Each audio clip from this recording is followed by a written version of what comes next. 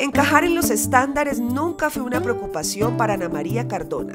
Por el contrario, está acostumbrada a vivir fuera del molde.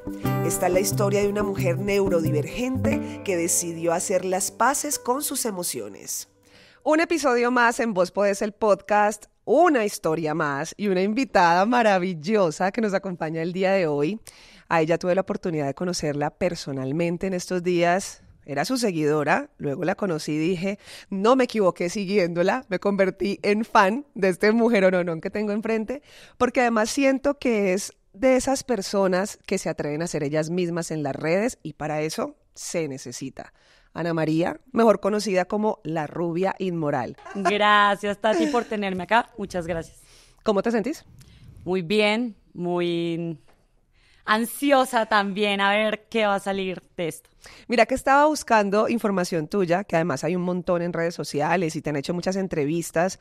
Me causó curiosidad tu nombre, con el nombre que te presentas en las redes sociales como la rubia inmoral, y yo dije, detrás de esto debe haber una mega historia súper planeada. Mejor dicho, esta mujer se sentó un día a pensar qué marca creo para mis redes sociales, y resulta que esto es producto de un comentario de un tipo en Twitter. ¿Cómo fue eso? Fue hace muchísimos años. Yo nunca en mi vida pensé que fuera a trabajar en redes sociales. Y lo primero que yo tuve en mi vida fue Twitter a mis 16, 17 años, una cosa así. Uh-huh. Y algún día hice algún comentario y me puso, no eres Ana María, sino que pareces la rubia inmoral. Yo dije, esto está buenísimo, por si algún día se me da por crear algo. Y en ese momento cambié todos mis usuarios en todos lados por la rubia inmoral. Por mucho tiempo fue una cuenta donde eran mis viajes o cualquier cosa de mi vida, más no era una cuenta donde yo creara contenido. No hay ninguna historia emocionante detrás. Y el tipo se dio cuenta, o sea, le diste las gracias al tipo por el nombre, nunca te pidió, oye, eso sí da miedo. Tiempo que ni idea. Ajá. No sé. ¿Y en qué momento sentiste que ya empezó la rubia inmoral a tomar fuerza en tus redes sociales, en todo lo que estabas haciendo? Esto fue una decisión tomada, como entrar a redes sociales a crear contenido, tuve como muchas crisis después de terminar la universidad. Terminé una relación de muchos años que además fue bastante pesada y un poco salí sin identidad de todo eso. O sea, como que terminé muchas cosas y no tenía una identidad muy clara. No quería trabajar en lo que mis papás querían que yo trabajara y eso fue peor para mi familia, para mí. Y dije, bueno, tengo aquí unos seguidores, tengo una red social. En ese entonces no pagaban absolutamente nada por nada. Uh-huh.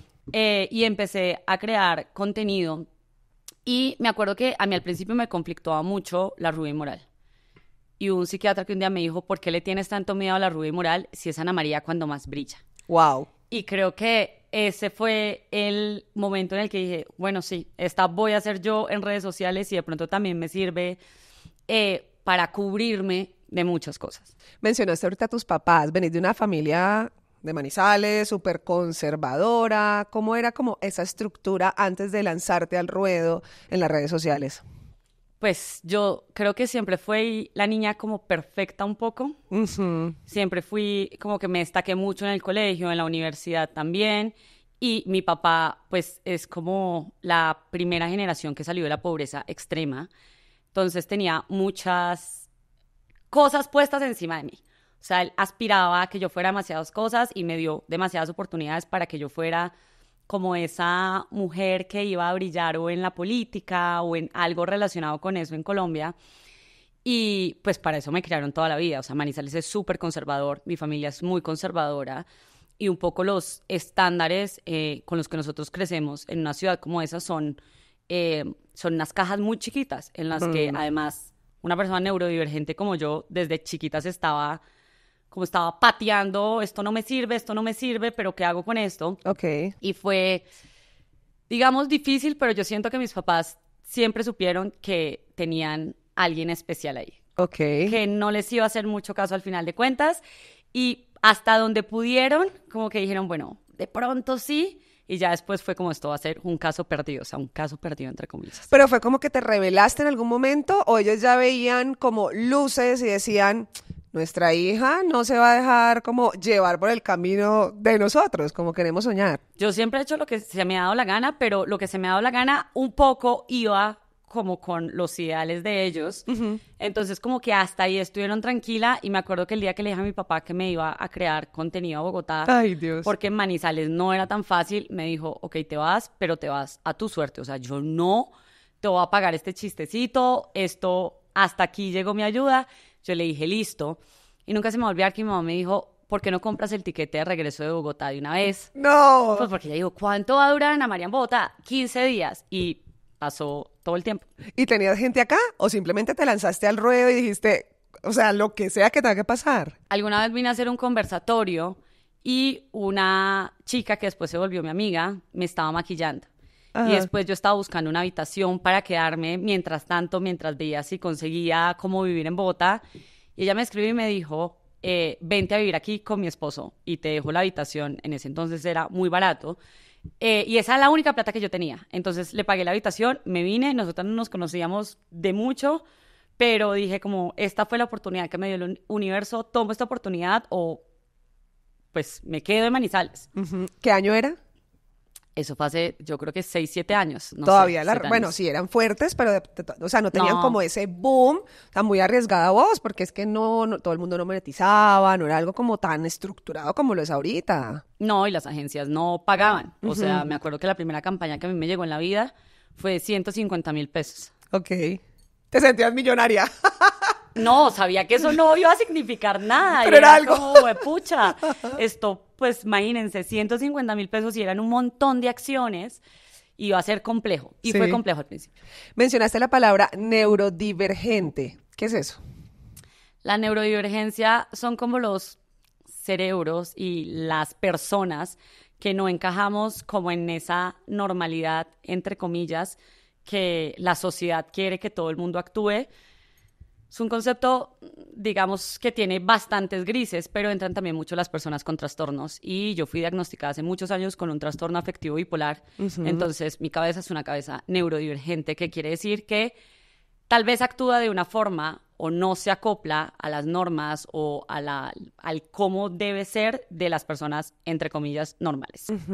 ¿En qué momento empezaste a sentir eso o cuál fue esa señal que te hizo pensar, yo soy diferente a todo lo que estoy viendo? Bueno, yo creo que toda la vida. Y yo cuando tenía como de chiquita mucho estrés acumulado, me acuerdo que mi cabeza como que se iba y empezaba a hacerme como si fuera una batalla y alguien me estuviera persiguiendo, algo súper raro, y yo entraba en unas crisis horribles. Mis papás como que no le prestaban mucha atención porque era muy chiquita en ese entonces.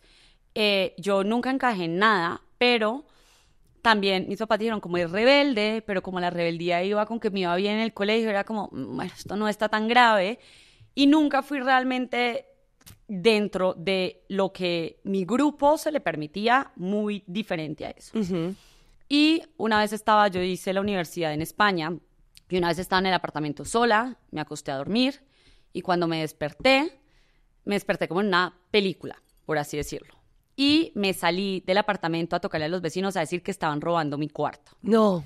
Obviamente los vecinos pensaron que yo estaba drogada o que había salido de fiesta o que quién sabe qué había hecho, y ninguno de los vecinos me quiso abrir. Y después, cuando yo no sabía qué hacer porque estaban robando el cuarto, ya se había pasado la gente, que no había nadie, a robar la sala, y yo me metí al cuarto y puse todas las cosas contra la puerta, como el escritorio que tenía, la silla que tenía, la cama, todo lo puse contra la puerta para que los ladrones no volvieran a entrar.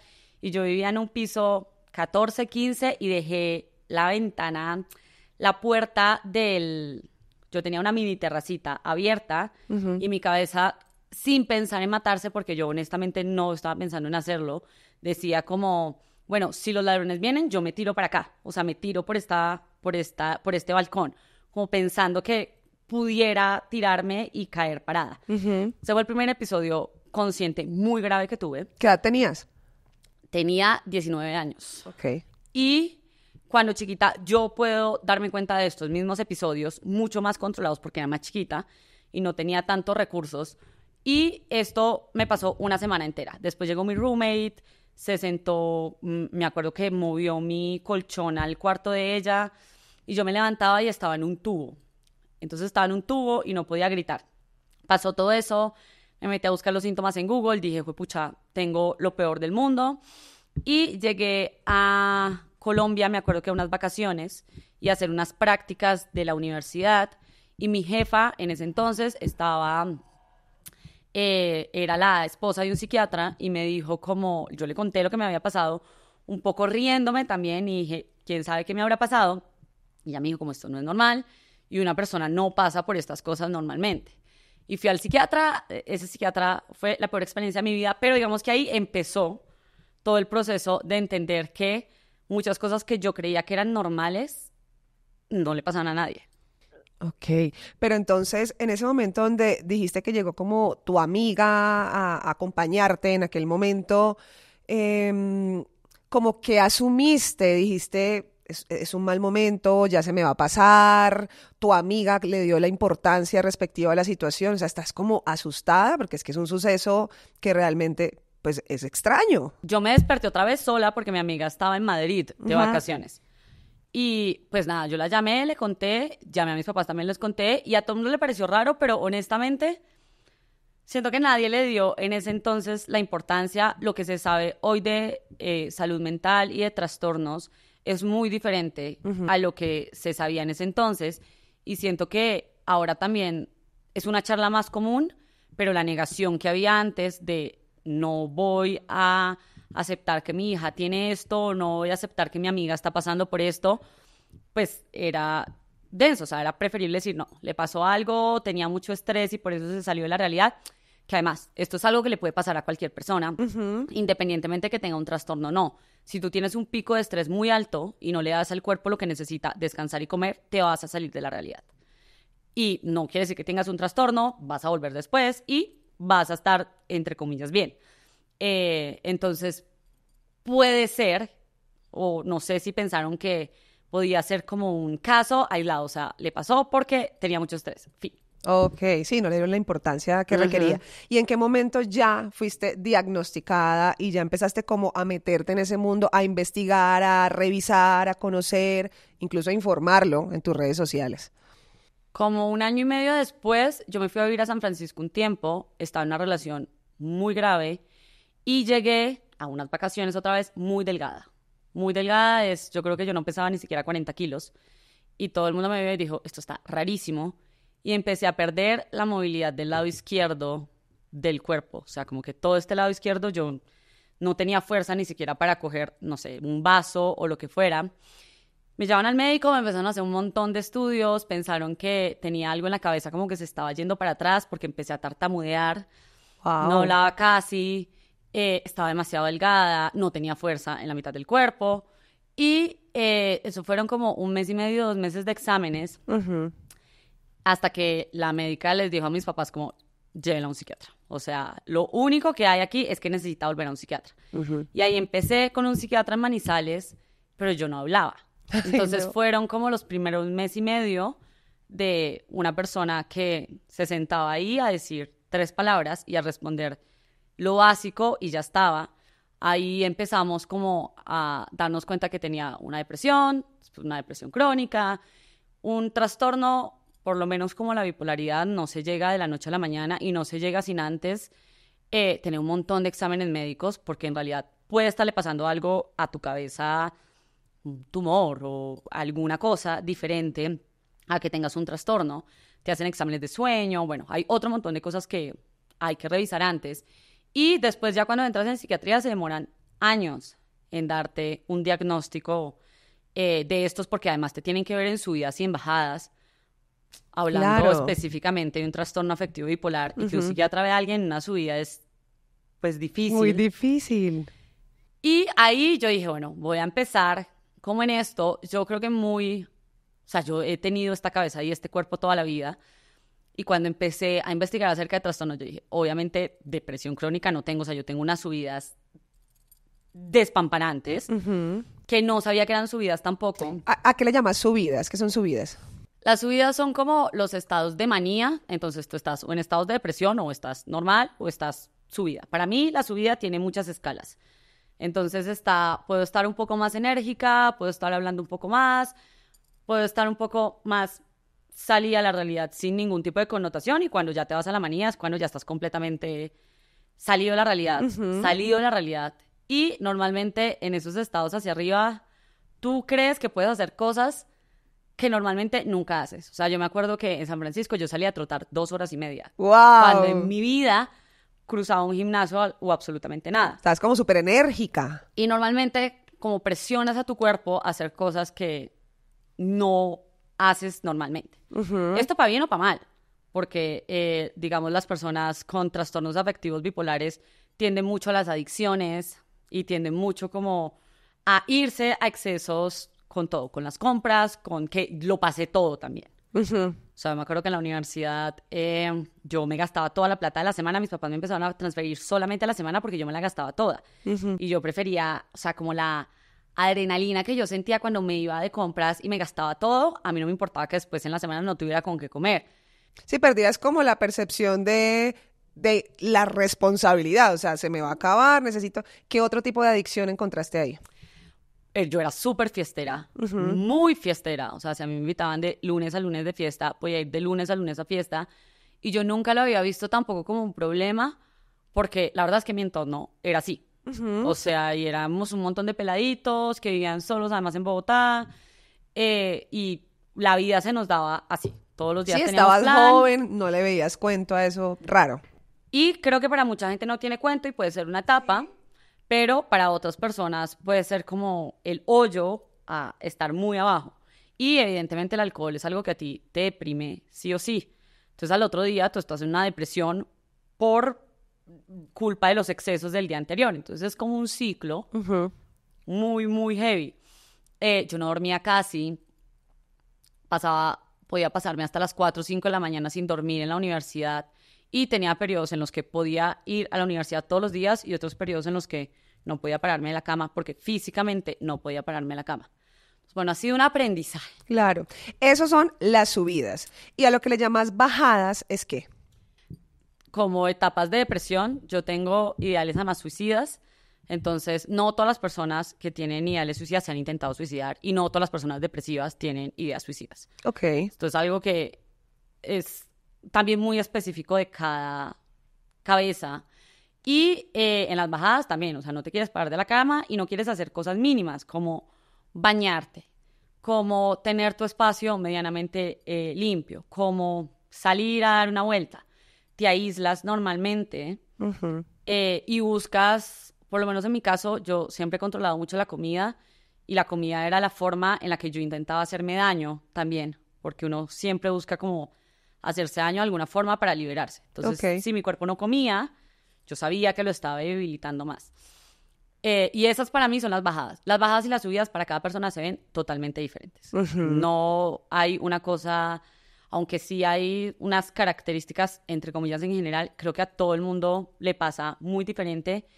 Y bueno, ese era mi caso. Y más o menos a qué edad, como estabas contando ahorita, que era un proceso de largo plazo, de años, para que tu médico, tus especialistas identificaran, sí, como con exactitud lo que tenías, más o menos a qué edad ya te dan como ese diagnóstico y ya entendés y aprendes a conocer cuáles son esas herramientas para ir manejando la situación.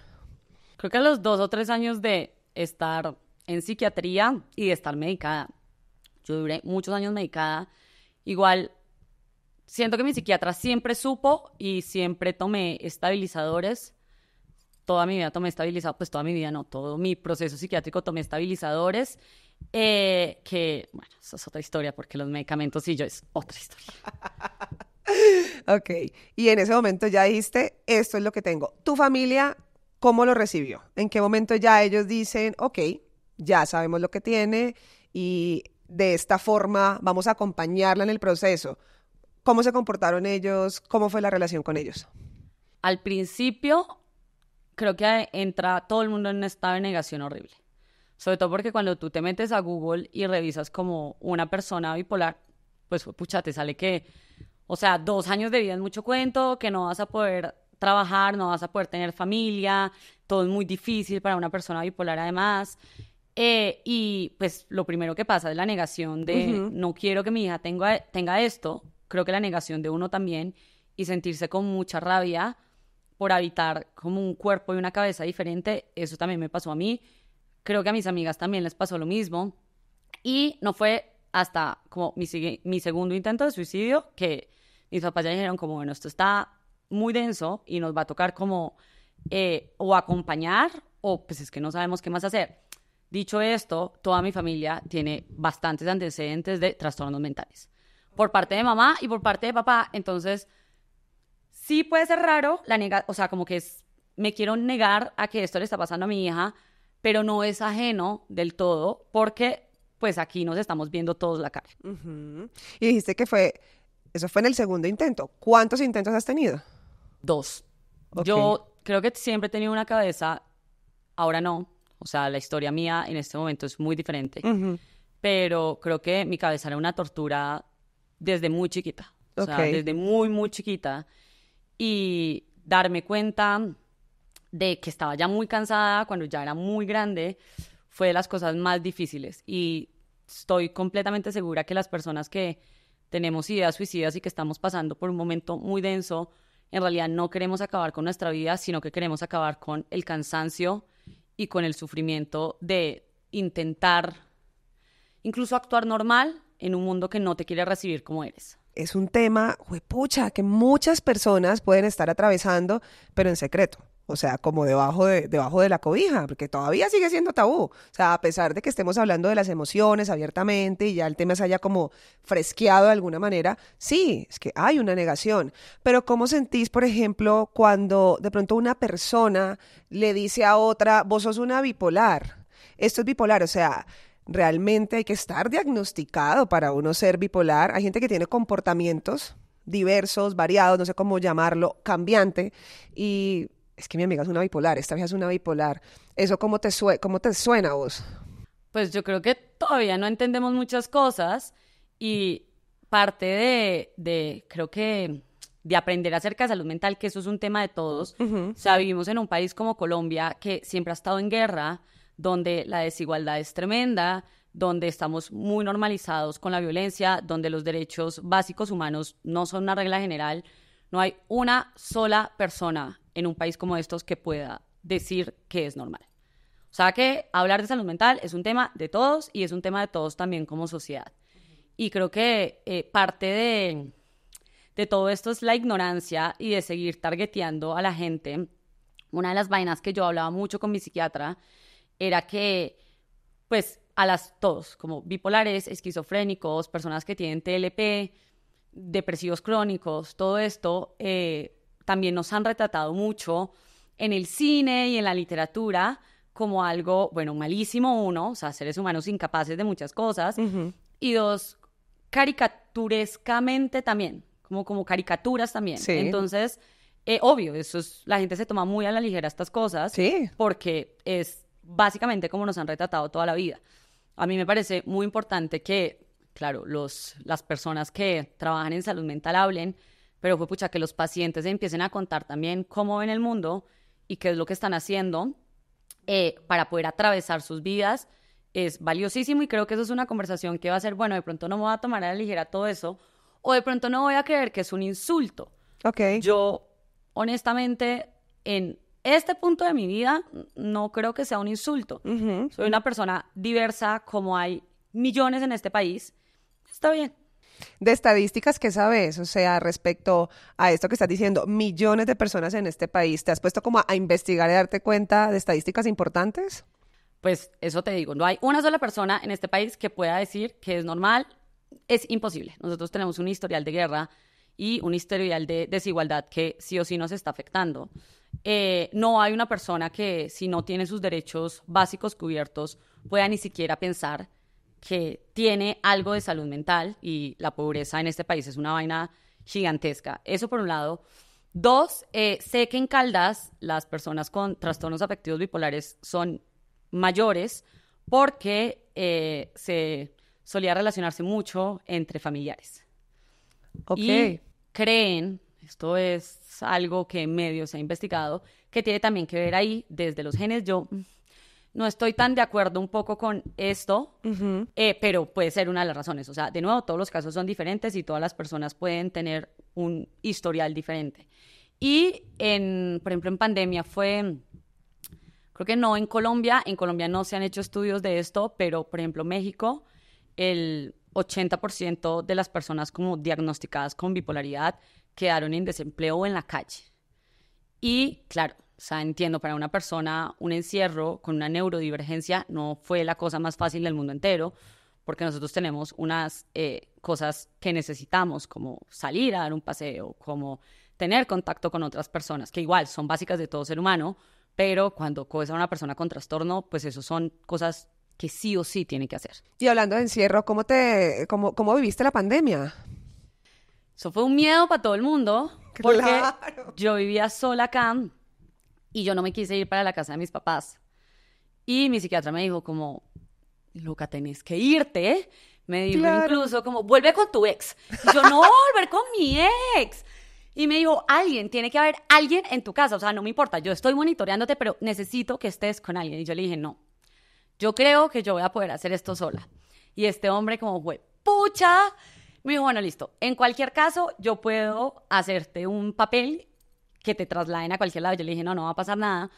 Y fue un momento muy interesante y siento que muy bonito en la vida porque dejé de tenerle miedo a lo que la gente llama una enfermedad. Y yo subía y bajaba en mi casa, pero subía y bajaba en 4 paredes y en una contención. Mis amigas sabían, mi psiquiatra sabía, mis papás sabían, entonces todo el mundo estaba como alerta. Un poco pendiente. Saqué una empresa adelante, porque claro, yo soy muy creativa también. Hice un montón de cosas en redes sociales, como que la creatividad me salvó un montón también y entendí que ni mis subidas ni mis bajadas duraban tanto como duraban antes. Esta es otra cosa, y es que las personas bipolares, cuando vamos avanzando en edad, ciclamos más rápido. Y esto puede ser bueno y malo. Pero para mí, en mi caso, es bueno. Porque quiere decir que yo puedo estar en subida un día y al otro día ya estar regulada. Si me cuido, si estoy en un espacio como controlado, si utilizo mis herramientas y eso. Y lo mismo pasa con las bajadas. Y antes podía durar una semana, un mes, 2 meses en una subida, en una bajada. Ahorita eso no pasa. Y eso me pasó en pandemia, entonces me di cuenta, ok, esto se va rapidísimo y esto se va rapidísimo. Y me ayudó un montón. Nadie daba un peso porque yo iba a salir bien de esa pandemia. Y fue, creo que el momento más enriquecedor de mi vida, donde más me conocí y donde más dejé de tenerme miedo también.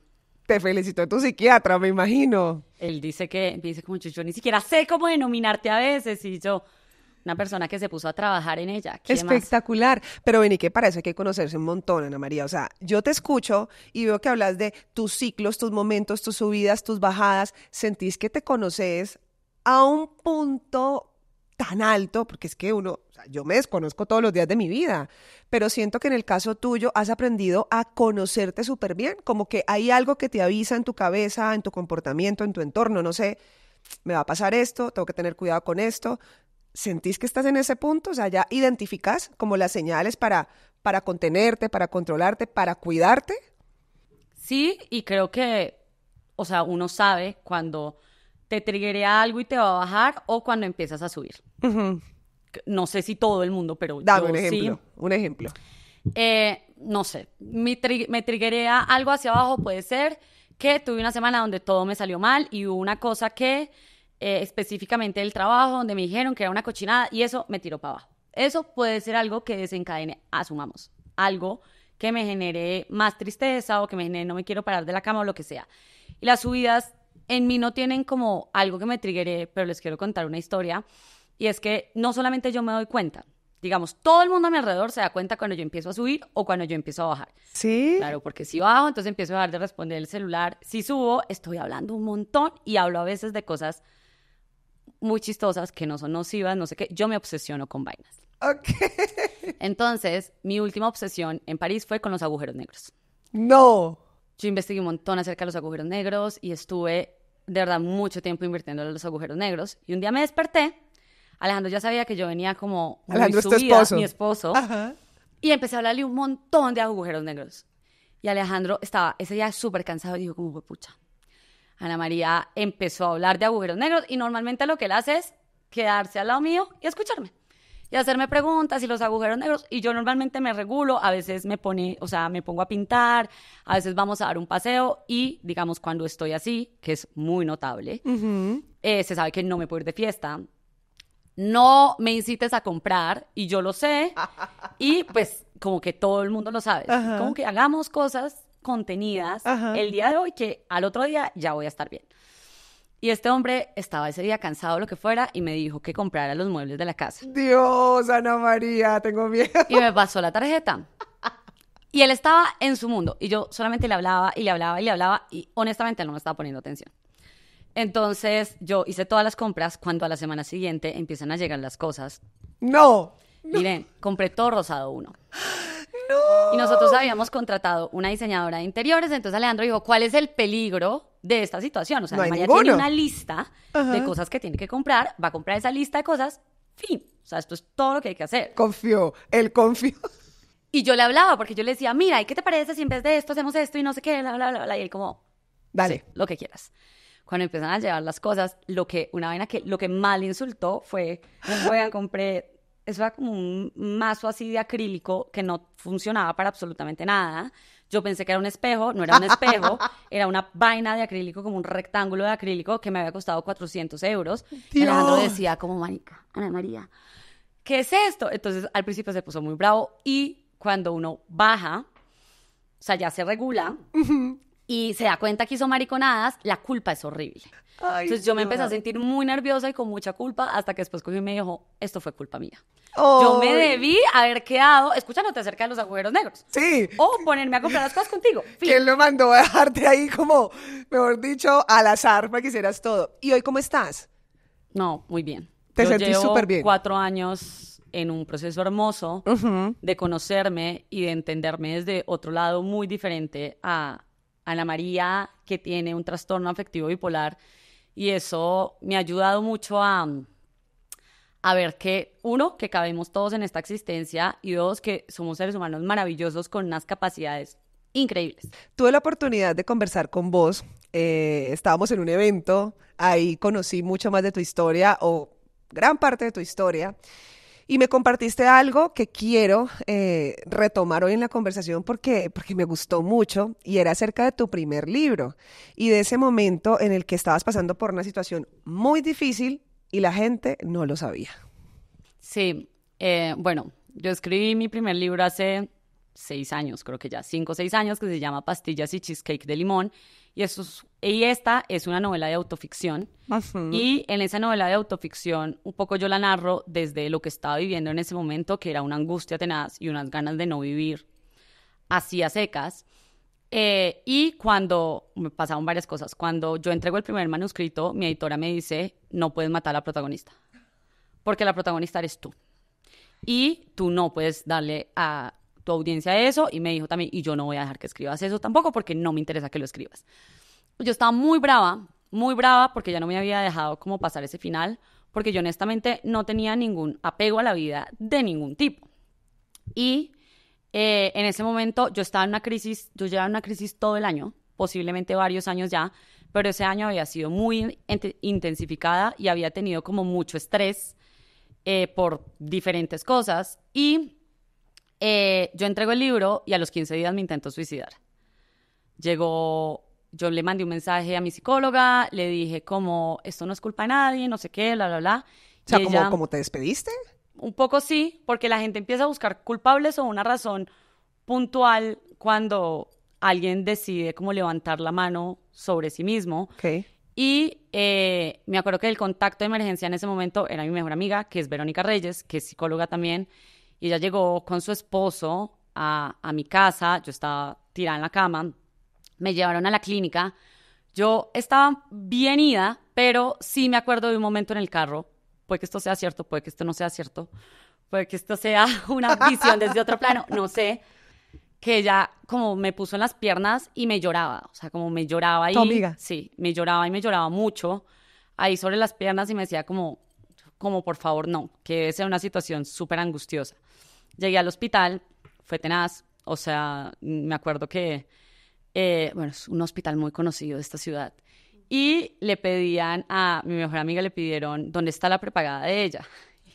Mi amiga decía, no, pues, obvio, fue lo primero que me puse a buscar cuando la encontré, dónde estaba el carnet de la prepagada. No.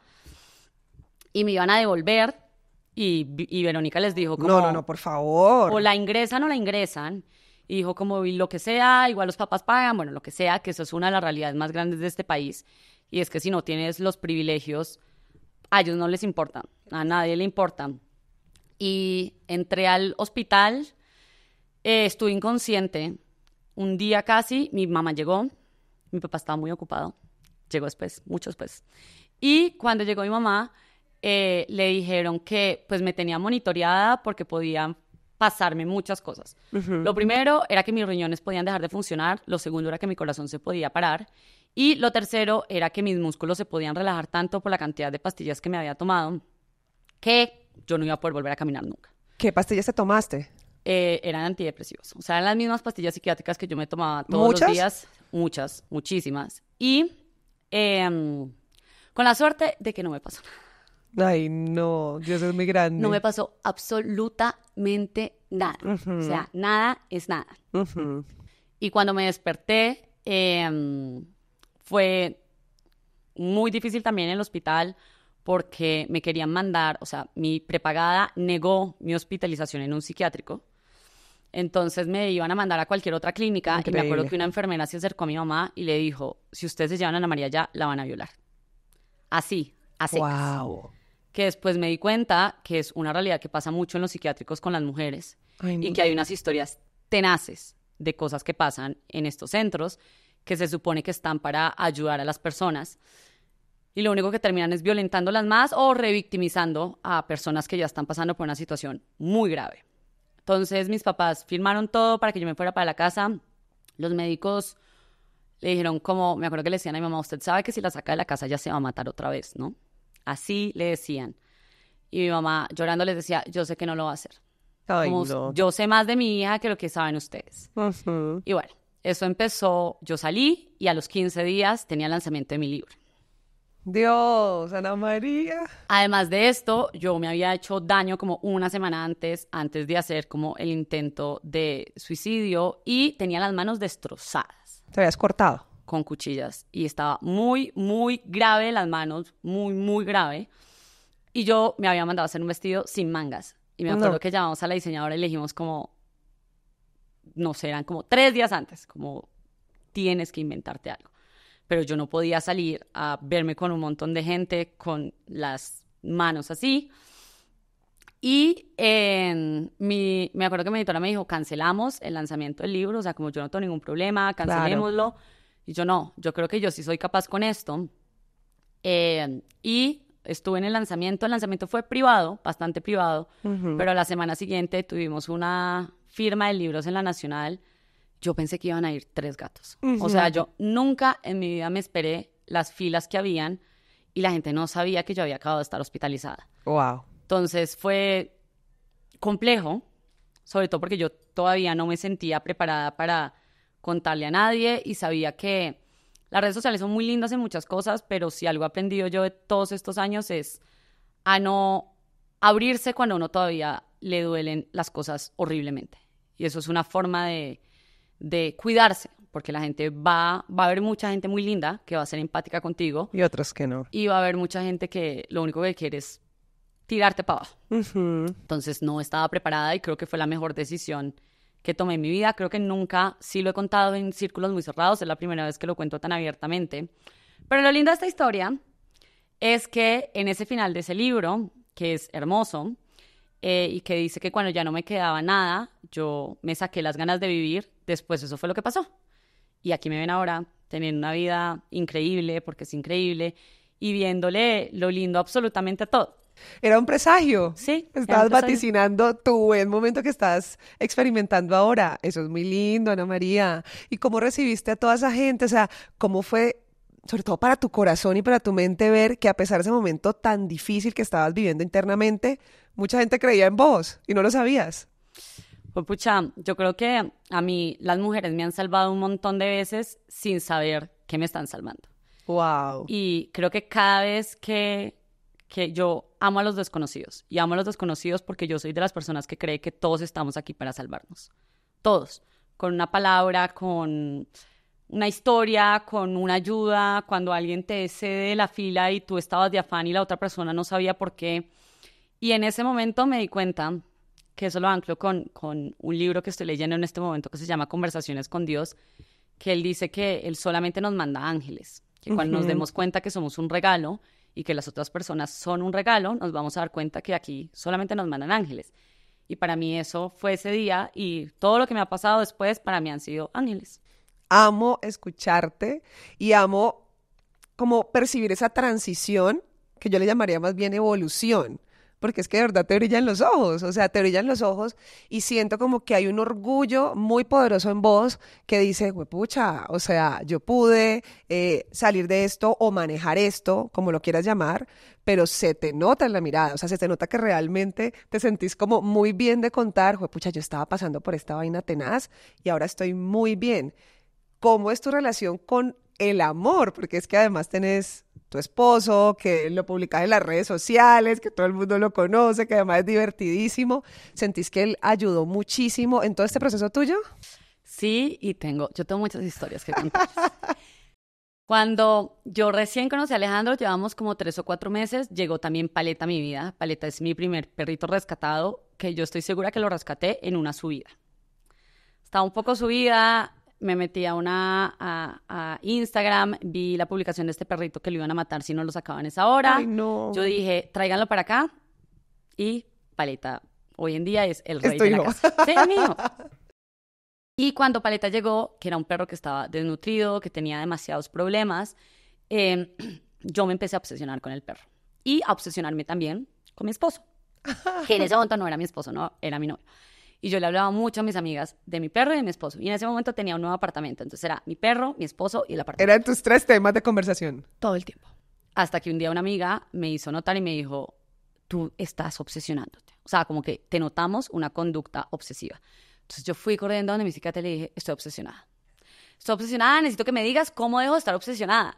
Y el man, me acuerdo que mi psiquiatra se divierte mucho conmigo. No, y en me ese encanta. momento se rió demasiado y me dijo, llevo 2 años esperando que esto pase. Resulta que el apego es algo que todos los seres humanos necesitamos para cuidar a las personas, a los perros, a las casas. Y yo era una persona que nunca había generado apego. Entonces, sí, yo tuve grandes hombres en mi vida, pero yo los botaba o se iban a lo que sea. Y al otro día, oigan, yo estaba como, ok, ¿cuál es el siguiente? Y mis amigas como, pero tú no era el amor de tu vida. Y yo, ya no.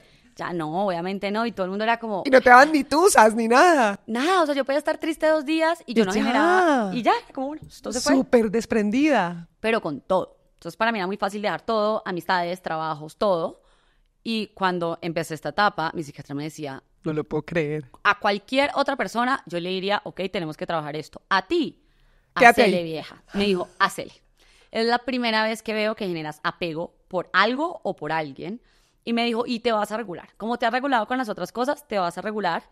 Y en unos meses que te acostumbres a sentir el amor, porque me dijo, Ana María, tú nunca habías experimentado amor real. Porque el amor es no querer dejar ir a una persona, es querer cuidar a una persona. Y claro, te cogió un apartamento, un perro que se está muriendo y un ser que vive al otro lado del mundo y que tampoco quieres dejar ir. Entonces es como, sí, una mezcla rara, pero si eso te está funcionando, hagámosle eso. Y sí, me regulé. Y creo que la obsesión con el perro ahorita es más grave todavía. Ahorita tengo 2. 2.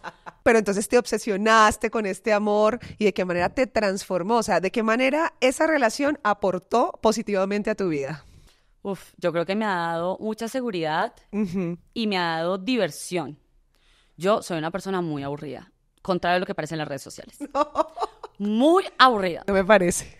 Pero... No me parece. No te lo digo porque te esté entrevistando, porque si fuera así, hubiera quedado callada. Tuve la oportunidad de interactuar con vos. No me pareciste aburrida. Pero he despegado un montón también gracias a él. Yo era una persona que no salía nunca socialmente, que no le gustaba hablar con otras personas. Y Alejandro es Barney y sus amigos. Barney y sus amigos. Entonces, al principio fue muy difícil porque es una cantidad de vainas sociales exageradas, pero ha sido divino porque me ha hecho abrirme, como todas las corazas y todas las paredes que yo tenía con la gente porque me iban a juzgar o porque de pronto no iba a hablar lo que ellos querían que yo hablara o lo que sea, es como, no me importa. Soy un bicho raro en todo, no me importa. Me importa 5. Y ha sido muy lindo porque me ha ayudado a abrazarme mucho más en esa autenticidad y creo que él también aprendió un montón de cosas porque cuando Alejandro llegó pensó que, claro, yo era la loca y el man era el sano mental y el cuerdo. Entonces, como yo tengo que aprender de estas cosas porque pues estoy saliendo con una loca. Eso se lo estoy diciendo en chiste, ¿no? Y después se dio cuenta que él también tenía un montón de traumas y un montón de cosas que tenía que trabajar y dijo, O sea, bueno, como que lo ayudaste a descubrir cosas obvio, internas de él. obvio. Todos los seres humanos necesitamos ayuda, todos. Total. Y nadie debería cargar con las cosas solo tampoco. Ujú. Y entonces se juntaron este par de humanos, hicieron bomba. Ustedes ahorita están viviendo. Explícame cómo funciona esa relación, porque una relación a distancia, se van, vuelven. ¿Cómo funciona esta dinámica? Siempre hemos tenido una relación a distancia. El año pasado yo me fui a vivir un año a París. Sí. Mi Erasmus parisino, lo digo, un Erasmus francés, lo digo yo. Y me di cuenta que mis sueños eran demasiado importantes y que mis sueños estaban acá. Yo, desde el inicio de la relación, le dije a Alejandro que yo no quería tener una relación convencional porque a mí lo convencional nunca me ha funcionado. Y si no me funciona nada, pues obviamente en la relación tampoco me va a funcionar. Ajá. Y ha sido demasiado lindo ver a un hombre que quiere ver brillar como a su mujer. Es y divino. que me aplaude y él le cuenta a todo el mundo, es que Ana María hizo esto, no sé qué. Y verlo con ese orgullo me parece espectacular. Sin embargo, para mí es muy claro que construiremos nuestra relación acorde a los sueños que tenga cada uno y a las ganas también que tengamos de estar. Y también siempre le dije, a mí me parece absurdo que para que alguien te ame o para tú amar a alguien tengan que estar siempre en la misma página, porque muy rara vez los seres humanos estamos en la misma página. Y es a uno o al otro el que le toca ceder siempre. Ujú. Y yo no digo que ceder en las relaciones está mal, yo me fui un año, él se va a venir a probar acá, todo el cuento, pero me parece que uno puede amar sin tener que como volver chiquito a la otra persona, indiferentemente de quién sea. Es poco convencional, además, sobre todo cuando ya es una pareja estable, cuando hay un matrimonio, un hogar. Esto, por lo general, se ve esto de que uno sacrifica todo por el otro. En tu caso, lo hiciste en algún momento, ¿cierto? Como que te fuiste, acompañarlo a él a cumplir sus sueños. Pero, ¿en qué momento alzaste la mano y dijiste, no? O sea, yo necesito volverme a Bogotá, tengo cosas que hacer, sueño cosas gigantes, espérame. ¿Cómo recibió él eso? O sea, claro, es que estás diciendo como, chao. Y lo convencional es, usted se tiene que quedar al lado de su marido por los siglos de los siglos, amén. ¿Cómo fue esto? MAC, la marca de maquillaje, me invitó a un viaje a Londres. Ajá. Y yo me devolví en el tren llorando. Porque eso me hacía mucha falta. O sea, todo el mundo también de las redes y de interactuar con otras personas me hacía demasiada falta. Uh-huh. O sea, de conocer a otra gente, de todo. Y si bien yo había seguido con mi empresa en París, pues había otro mundo que se había perdido. O sea, la posibilidad de estar en este espacio contigo. Si yo siguiera allá, pues Sí, imposible. pues no iba a pasar, ¿me entiendes? Uh-huh. Entonces,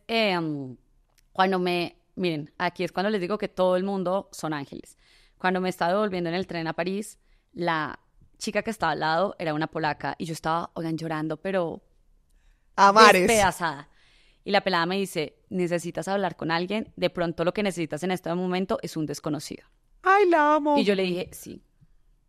Y le empecé a contar y esta mujer hermosamente me escuchó, me dio su punto de vista y me dijo, ve y dile a tu esposo que te quieres devolver y parece ser una persona muy amable y que esta mujer no sabía nada. O sea, yo le había contado 3 cosas de mi esposo Wow. y por más que tenga que atravesar cosas, seguramente va a abrazar lo que tú estás sintiendo. Yo llegué a la casa, me puse a llorar cuando se Alejandro, pero ¿Qué pasó? ¿qué está pasando? Y claro, yo tenía mucho miedo y yo dije, pues me va a dejar. Es obvio que me va a dejar. Sobre todo que van a haber muchas cosas aquí jugando, como su suficiencia, como man, de me la traje y no le gustó. Bueno, cualquier tipo de cosas. Yo le expliqué, pasamos la peor semana de nuestra vida y él tenía un viaje a Madrid, siquiera esa semana fue lejos. Y yo estaba en la casa también como procesando mis emociones y todo eso. Y en estos días que hablamos de eso me dijo, claro, mi primera vaina en la cabeza fue, pues, nos vamos a divorciar, o sea, Ay, no. ¿qué va a hacer? Cuando me fui esa semana y pensé las cosas y dije, pero si yo la amo, pues, no la voy a dejar ir. Y hicimos los arreglos que tuvimos que hacer. Claro. Oigan, tener una relación, digamos, con las propias reglas de uno no quiere decir que de la noche a la mañana vaya a ser muy fácil. Uh-huh. La incomodidad y el malestar hay que atravesarlo, pero el malestar y la incomodidad también te dice que seguramente si haces el cambio vas a estar del otro lado. Nos ha funcionado súper bien. Yo soy una persona dedicada al trabajo 100%. Las parejas consumen un montón de tiempo. Mucho. Entonces, ahora que estoy acá, pues estoy dedicada a lo mío y él está dedicado a lo suyo. Y ahorita que nos vemos es obviamente unas vacaciones y un tiempo en el que estamos los dos consumiéndonos hasta para ir al baño, básicamente. Sí. Y pues así vamos. ¿Y el entorno de él, sus amigos, familia, cómo recibieron esto? Su familia ni idea. Su cuñada sí me dijo, mi cuñada estaba en París en ese momento. Sí. Y me dijo, dile, o sea, yo te apoyo, me dijo como Alejandra, lo único que no veía esto pasar, o sea, obviamente tú no ibas a ser capaz de dar tu trabajo toda tu vida, No, lo que nada. sea. Y mis amigas me dijeron algo muy lindo alguna vez y fue, pucha, si tú te paras en esta por ti, nos estás enseñando que nos podemos parar siempre por nosotras. Independientemente que amemos mucho a la persona con la que estamos y lo que sea, sino que somos tan valiosas y merecemos ser tan grandes que nos vamos a parar por nosotras mismas las veces que sea necesario. Y creo que eso fue un grito de serme fiel a mí. Si yo no hacía eso, no solo no iba igual, iba a terminar divorciada, obviamente, si yo no me iba, porque me iba a reventar ahí. Claro. Me iba a sentir al final que ya no quería estar. Y los amigos de él, yo creo que también fue una transición difícil. Claro. O sea, fue como esta pelada viene, les organiza la vida a este otro pobre Enamora hombre. al man, ajá. Lo hace cambiarse de un apartamento súper fancy y después le dice, no, mira, ¿sabes qué? Me voy. Tú mirarás. Pero yo siempre le dije a Alejandro, como yo me quiero devolver, pero me quiero devolver con mi familia. O sea, quiero que mi familia, toda mi familia esté, que son mis perros y mi esposo. Y ha sido muy lindo entender el amor como algo no que tiene que volver chiquito a la otra persona, sino que podemos brillar.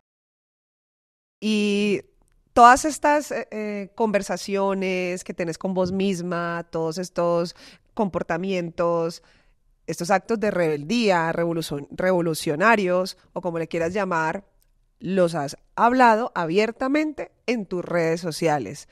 ¿Cómo recibe tu comunidad todo esto que haces, que además, sí, es público? O sea, lo contás abiertamente, decidí esto, pensé esto, opiné esto. Yo creo que a todos al principio la autenticidad de otra nos genera incomodidad. Sí. Y por eso nos quedamos o nos vamos. Pero en esa incomodidad seguramente nos está reflejando algo que nos tenemos que cuestionar también nosotros. Porque a mí también me ha pasado con otras mujeres. Que es como, esto No me cuadra. un poco, me molesta un poquito y es, ¿por qué me está molestando tanto? O un poquito, lo que sea. ¿Qué es lo que yo estoy viendo en mi vida? ¿O qué es lo que yo tengo que renegociar en mi vida? ¿O qué es lo que yo tengo que preguntarme en mi vida de por qué esto me genera tanto malestar? Y creo que todas llegan al principio con un malestar gigante. Y se quedan porque encuentran la respuesta o se van porque no la encuentran. Y está bien. Yo siento que uno no es para todo el mundo. Hay muchas formas de vivir y abrazo y valoro y aplaudo inmensamente que cada mujer quiera vivir como se le dé la regala gana. Siempre y cuando esa sea una decisión de ella. Quiero hacer, perfecto, pero que sea una decisión tuya y que en cualquier momento que quieras te puedas ir. Para mí eso es una decisión que es autónoma. Si me puedo ir cuando se me dé la gana, es una decisión que sí tomé yo, no dependiendo de otro montón de cosas. Y ya, creo que recibo, honestamente, mi comunidad es hermosa, es espectacular y son las mujeres tan creativas, tan inteligentes, que yo digo como, pucha, lo único que necesitamos es confianza. Porque es que talento sobra. Y has tenido la oportunidad de conocerlas, haces cosas, actividades en tus redes sociales, o sea, ¿sentís como identificadas a las viejas que te siguen con vos? Pues incluso la mayoría de mis nuevas amigas son gente que saqué de redes sociales. Ok. Y son como las personas que están en mi casa 24/7. Ajá. Y eso me ha parecido muy lindo porque he logrado, pero conectar muy densamente. En París, todas mis amigas las saqué de Instagram. Sí. Todas eran personas de mi comunidad y es gente completamente hermosa. Y creo que sí, o sea, todas tenemos algo en común y creo que todas tenemos también una pregunta sin resolver en común. Y por eso estamos vibrando en manada. Y hablabas ahorita de que las que se quieran ir se vayan, las que se quieran quedar se quedan. Esto trasladado a la vida real, no a las redes sociales. En tu transitar de la vida, ¿se te ha ido mucha gente y qué gente ha llegado? Se ha ido mucha. A ver, yo nunca he sido tampoco de círculos muy grandes de personas porque me ha costado mucho crear relaciones, muchísimo. Ahora digamos que es un poco más fácil, pero yo no solía ser una persona muy empática y no generaba mucho apego. Entonces, pues no tenía mucha gente alrededor porque no sabía crear relaciones. No porque las otras personas fueran malas, seguramente porque yo era más mala personita que ellas y porque pues no encontraba la forma de crear relaciones, básicamente. O sea, ¿eres como odiosa? ¿Te veías así de alguna manera? No, sí, tuve mi tiempo súper come mierda y que es muy chistoso porque era el tiempo en el que no estaba haciendo nada. Ajá. Y ves que cuando uno no hace nada es muy fácil juzgar a todo el mundo. Claro, porque total. es como, pues estoy aquí sentada, no hago nada, es como, Me la pongo a ver. emprendedora lo está haciendo mal. Y yo lo haría mejor, en nuestra cabeza todos lo haríamos mejor. Total. Todos lo haríamos mejor. En la práctica nos damos cuenta que todos somos bastante funables. Nunca se les vaya a olvidar esto. Ajá. Y ahora creo que las relaciones que tengo son maravillosas y que he logrado construirlas desde entender que yo también puedo ayudar a mis amigos. Porque a veces yo me retraía también mucho porque sentía que era una carga para las personas que estaban alrededor. Y ahora creo que no lo soy y creo que, tengo relaciones honestamente hermosas con las personas que tengo alrededor. Pero ha sido un trabajo, se ha ido mucha gente y también he dejado ir a mucha gente que a mí el cambio es de las cosas más importantes de la vida. Si tú no cambias de parecer, si tú no me sales con una nueva idea, yo voy a sentir que tu infertilidad es como un rechazo que tienes a transformarte para bien. Entonces yo quiero gente que se esté transformando, que me salga y me diga mañana me voy a ir a hacer sound healing en una piscina por debajo, sí. Ajá. Con una cosa que nunca en la vida se pensaría que esa persona iba a hacer. Y creo que también he dejado mucha gente por esa infertilidad de si no te transformas, pues no podemos seguir siendo las mismas personas siempre. Y chao, simplemente eso es de soltar y adiós. Sí. Total. Por acá tengo un cajoncito de preguntas, esas preguntas sospechosas, raras, mentiras, preguntas tranqui. Ahí te las comparto. ¿Crees en la fidelidad? No. ¿Cómo así? No creo en la fidelidad, creo que uno puede hacer acuerdos. Ajá. Y creo que uno puede cumplir esos acuerdos hasta un punto. No creo que exista una pareja que se haya sido 100% sincera, que lleve 20 años casados y que sea fiel, además con esos estándares de fidelidad que ahora la gente tiene. Dicho esto, alguien hace un tiempo me hizo caer en cuenta que, digamos, las relaciones cerradas o monógamas, sí, o pues donde siempre es solamente otra persona, eran una forma de poco de salvación o algo que era su espacio seguro para mujeres que estaban en relaciones de mucha desventaja, en poder, económicas, de lo que sea. Y hace todo el sentido del mundo, porque es lo único que tú le puedes pedir a la otra persona. Ok. Y, o sea, lo único que realmente le puedes pedir para que si esa persona se va no te deje como chueca. Dicho esto, creo que nos hace falta repensarnos mucho las relaciones y que las personas que tenemos, las mujeres que tenemos el privilegio de vivir sin depender de un tipo, que lo estamos eligiendo, más no es algo que realmente necesitemos, sobre todo económicamente hablando, debemos, esto de pronto hace un poco polémico, conectarnos más con nuestro placer. Las mujeres somos personas a las que se nos ha negado el placer desde siempre, de todos los tipos, como ganar mucha plata, pecado, conocer tu cuerpo o que te guste tu cuerpo, sea de la forma que sea, pecado. Ser ambiciosa, pecado. Tener poder, pecado. O sea, como que todo es pecado. Y vivimos con una culpa gigante relacionándonos con todo. El man no. El man le enseñaron que el placer era algo Sí, normal, el man siempre gana. en todo el sentido. Entonces, cuando dicen como, es que biológicamente los hombres no pueden ser fieles y las mujeres sí, no. Creo que todos los seres humanos podemos hacer las mismas cosas, sea con la regla o sea desde la libertad, lo que ustedes quieran, pero las mujeres vivimos desde la culpa y el hombre vive desde el placer. Y eso es una cosa que tal vez nos tenemos que pensar. Pero la fidelidad es una decisión. Sí. Y en tu caso, ¿cómo estás viendo tu relación? Mi relación en este momento es cerrada. Que en 10 años pueda ser una cosa totalmente diferente, no sé. Y que en 15 años tengamos que modificar otras cosas, no tengo la menor idea. Pero sí creo que tener esa opción abierta y decir como, de pronto tú no me vas a gustar toda la vida, y eso no quiere decir que no quiera estar contigo, que son dos cosas bien diferentes. O de pronto esto se está volviendo muy monótono, hagamos otra cosa diferente, sabiendo que igual mi familia está contigo, porque es que además esa es otra cosa. Eso no le puede gustar a mucha gente en la vida. Pero encontrar a alguien con quien construir y que uno quiera construir, muy difícil. Eso es otro cuento. Otro cuento. Total. Siguiente pregunta. La de la fidelidad estuvo buena. ¿Cuándo fue la última vez que te fallaste? Pucha, yo creo que uno se falla todos los días. Me encantaría decirles que no, pero yo creo que uno todos los días, en el hábito que no cumplió, en lo duro que se tiró. Yo, por ejemplo, soy una persona que a veces se tira muy duro y... ¿Te das palo? Pero no tanto el palo, sí, también.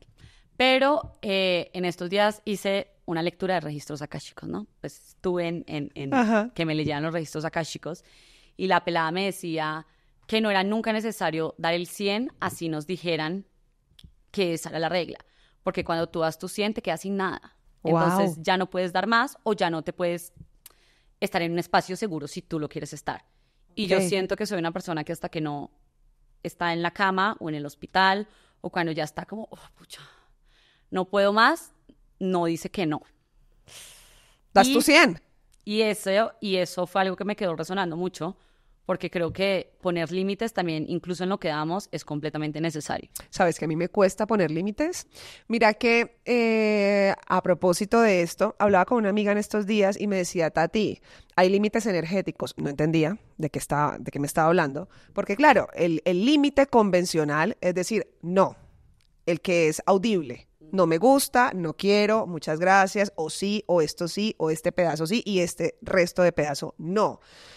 Pero ella me decía, Tati, también hay un límite energético donde ni siquiera son necesarias las palabras, donde realmente quienes te conocen o a quienes permitís entrar a tu vida saben que contigo no pueden hacer esto.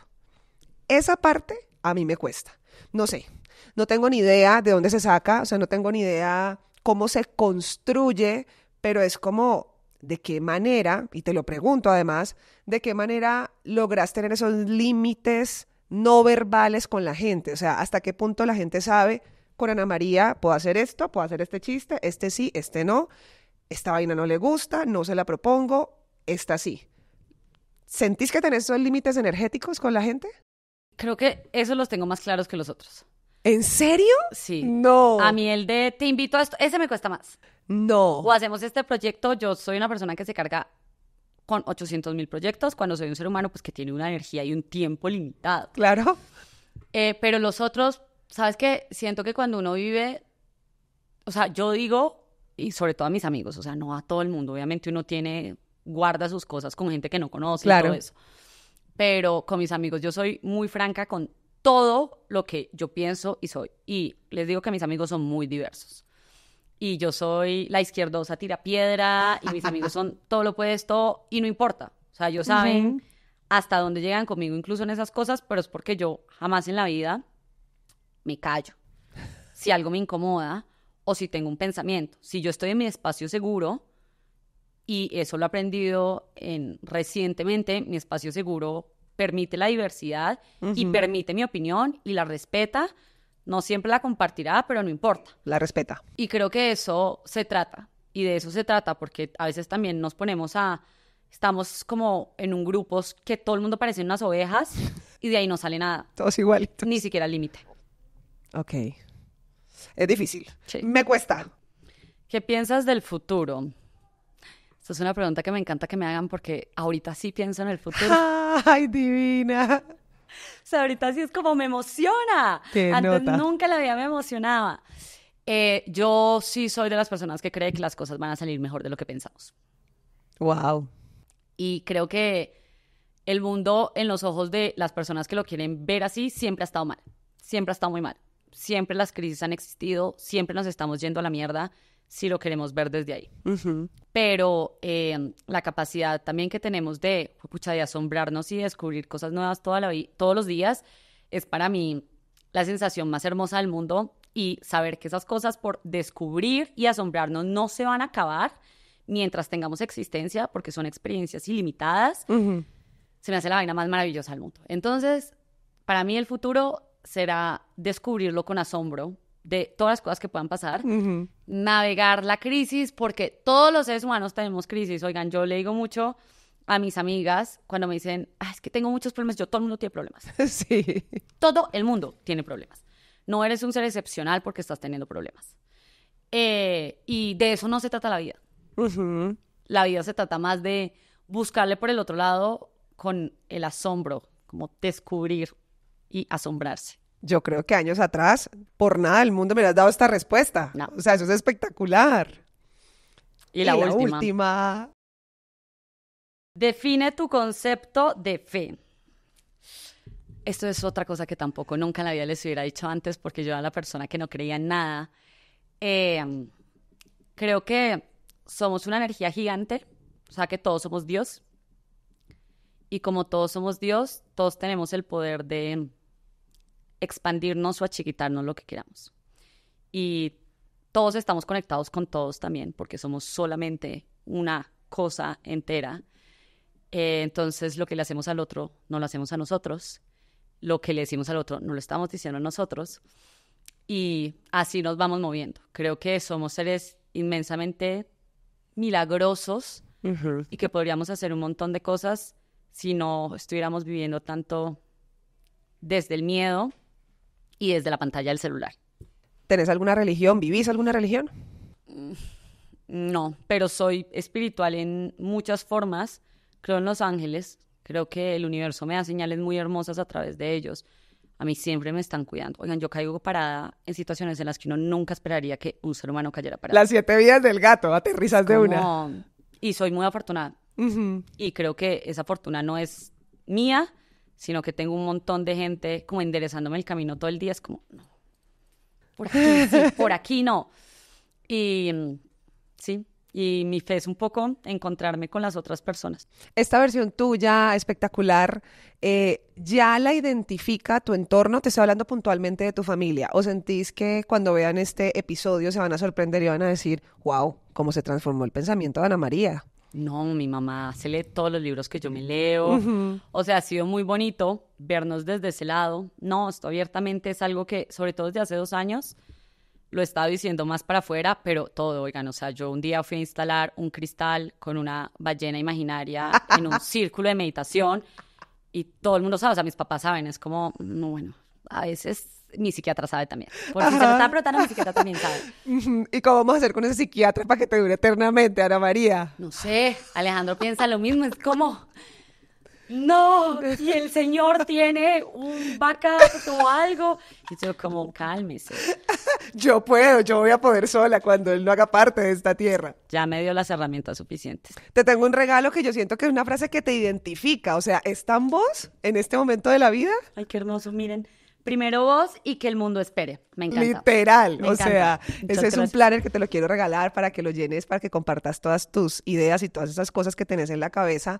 Ana María, no quiero terminar este podcast sin antes escuchar un mensaje para todas esas personas que te están viendo, sobre todo mujeres, que esta comunidad es tan llena de mujeres, que además te encantan las mujeres. Porque seguramente vas a explotar sus cabezas y sus mentes, se van a sentir identificadas, van a decir, wow, yo soy así, yo me siento así, nadie me lo había dicho. ¿Cuál es ese mensaje para ellas? Uno, que la diferencia es hermosa. Algo que nos quieren quitar es posiblemente nuestra mayor destreza y mejor característica. Romper todas esas cajas es algo que nos va a llevar muy lejos. Y que tratarnos con suavidad. Yo sé que es muy difícil, yo sé que a veces parece una tarea titánica, pero es el principio de el cuidado para nosotros y para los otros. Y que no importa por lo que ustedes estén pasando en este momento, definitivamente vale la pena quedarse. ¿Cuál es ese sueño inmediato que tenés así por cumplir en tu lista de sueños gigantes? Quiero hacer charlas muy grandes, pero como muy grandes, y poder conectar con mujeres de otra forma, porque yo siento que la energía sí se contagia. Para lo bueno y para lo malo, ¿me entiendes? Y si yo ya estoy acá y si yo ya les puedo decir, de pronto yo soy su señal para que ustedes se queden experimentando otro ratico, me encantaría poder hacerlo más. Me tenés que avisar para ir corriendo a verte, me encantaría. La primera te aviso. Gracias por estar acá, por Muchas sacar tu gracias a tiempo, por compartirnos tu historia maravillosa. Te auguro un futuro brillante a propósito del futuro en el que ya estás pensando y que todos esos sueños, mejor dicho, se cumplan. Muchas gracias, Tati. Gracias. En invitadas que le gustan a mi mamá, a mi prima, a mi tía, a las abejas, a las jirafas y a las hormiguitas. Ella fue Ana María, la rubia inmoral. Esto es Vos Podés, el podcast. Soy Tatiana Franco y esto es Vos Podés, el podcast. Vos Podés, el podcast.